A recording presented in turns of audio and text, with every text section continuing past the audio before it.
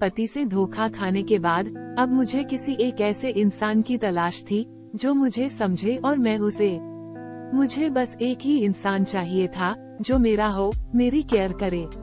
मैं भी उसकी केयर करना चाहती थी और इसके लिए अब मैं एक ऐसे इंसान की तलाश में थी जिसकी उम्र 28 से 42 साल हो, क्योंकि मैं 35 साल की विवाहित नारी थी और अभी तक मेरी कोई संतान भी नहीं थी।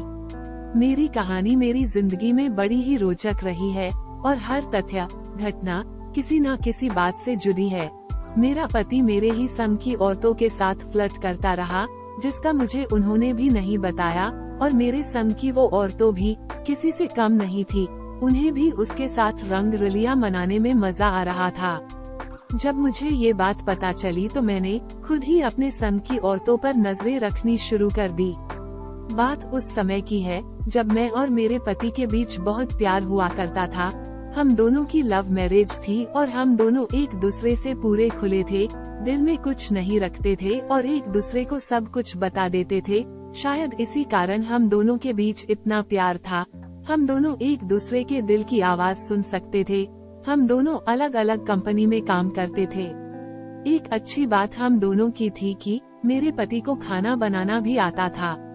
तो अगर किसी दिन मेरा खाना बनाने का मूड नहीं होता तो उस दिन वो रसोई संभाल लेते। मेरे घर में मेरी सम की औरतों का भी आना लगा रहता। मेरे पति भी उनसे बातें करते और बहुत मजाक किया करते। मुझे भी अच्छा लगता, लेकिन न जाने कब मेरे पति ने मेरी उन सहेलियों से आंख मिचोली खेलनी शुरू कर दी और धीरे वो मुझसे कभी कभी बातें भी छुपाने लगे। मुझे कोई अंदेशा नहीं था और अब उनका मेरी संग की औरतों के घर अकेले जाना भी शुरू हो गया, जिसका मुझे पता भी नहीं चला, और जब पता चला तो मेरे गले से बात नहीं उतर पाई। लेकिन तब तक देर हो चुकी थी। मेरे पति और मेरे संग की कई औरतों के जिस्मानी रिश्ते बन चुके थे। मुझे मेरे पति से घृणा होने लग थी। मुझे उनकी कोई बात अच्छी नहीं लगती थी। पहले हम लोग एक दूसरे से दिल से बात करते थे, लेकिन अब दिल से निकली हर बात एक कटाक्ष की तरह चुभती थी। मैं अपने दिल में किसी के लिए कोई गलत बात या पाप नहीं रखती थी, लेकिन अब सिर्फ मेरे पति ही ऐसे थे जिसके लिए कोई पाप तो नहीं, लेकिन दिल में घृणा रखना जरूरी हो गया था। हम दोनों अब कोई अच्छी बातें नहीं बल्कि एक दूसरे पर कटाक्ष करते। पहले मुझे कोई भी गलत बात कहने में शर्म आती थी, लेकिन अब वो शर्म जा चुकी थी, क्योंकि अब दिल में दर्द था, जो दर्द मुझे अपने पति से मिला था, और उस दर्द की दवा अब मैंने भी एक पार्टनर खोजनी शुरू कर दी थी। आखिर मुझे इस दर्द की दवा भी मिल गई जब मुझे एक ऐसा इंसान जो मुझसे 4 साल छोटा यानी 31 साल का एक लड़का मिला, जो तलाकशुदा था और किसी को ढूंढ रहा था। हम दोनों मिले, एक दूसरे को फोन दिए और फोन पर हम दोनों की बातें शुरू हो गई। हम दोनों एक दूसरे से मिलते, एक दूसरे को सुनते और जिंदगी बिताने लगे। हम दोनों के बीच कुछ अच्छी बातें, चुटकुले, गिंदे अच्छे दोनों चलते। हम दोनों अब एक दूसरे को समझने लगे थे। मुझे एक ऐसे ही इंसान की आवश्यकता थी जो दिल में प्यार के सिवा कुछ ना रखता हो।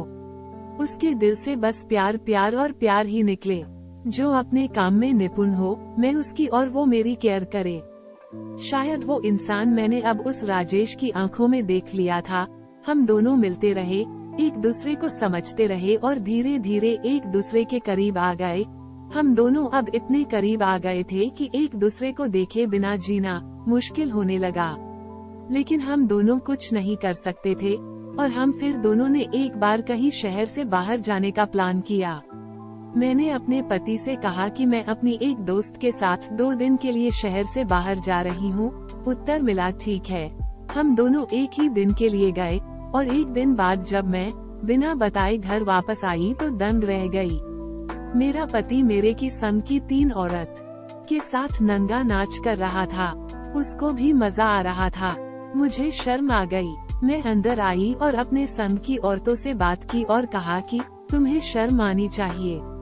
तुम इस इंसान के साथ पता नहीं कब से ऐसा नंगा नाच कर रही हो। इतना कहकर मैं अपने कमरे में चली गई और अब अपने पति से तलाक लेने से का फैसला कर लिया। 1-1.5 साल में हम दोनों को तलाक मिल गया। और मैंने अब अपने उस नए बॉयफ्रेंड राजेश से शादी कर ली। हम दोनों की शादी हुए 2 साल हो चुके हैं और अब मेरा एक बच्चा भी है। हम दोनों अब अपनी नई जिंदगी में बहुत खुश हैं।